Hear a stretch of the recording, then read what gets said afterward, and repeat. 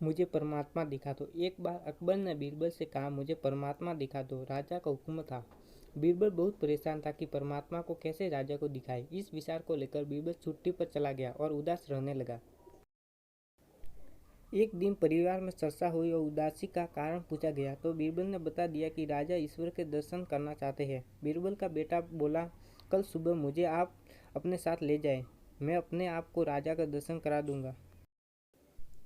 दूसरे दिन सुबह बीरबल और लड़का दरबार में पहुंचे और राजा को, मेरा लड़का आपके प्रश्न के उत्तर का समाधान करेगा। राजा ने सोचा, ये लड़का क्या समाधान करेगा। लड़का बोला, इस वक्त मैं आपका गुरु हूँ, मुझे उचित स्थान दिया जाए। राजा ने सोचा, बात तो ठीक कर रहा है, मैंने प्रश्न किया है, समाधान करने वाला गुरु समान होता है। राजा ने लड़के के लिए अपने साथ थोड़ा ऊंचा स्थान दिया। लड़का बोला, महाराज एक दूध का कटोरा मंगाओ। राजा ने दूध का कटोरा मंगाया। लड़का बोला, महाराज इस दूध में घी है। राजा बोला, हाँ है। लड़का बोला, पहले मुझे आप इसका दर्शन कराओ। राजा बोला, तू मूर्ख है,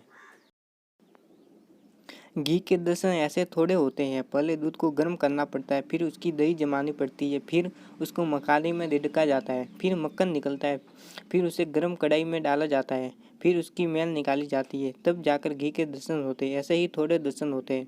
लड़का बोले, यही उत्तर है आपके प्रश्न। पहले इंसान को तपना पड़ता है, फिर उसको जमना पड़ता है, फिर उसको साधना करनी पड़ती है, फिर उसको ज्ञान की अग्नि में तपना होता है, फिर ईश्वर के दर्शन होते हैं। अकबर समझ गया और बोला, तू वाकई मेरा गुरु है। ईश्वर को जानने के लिए बहुत कुछ करना पड़ता है।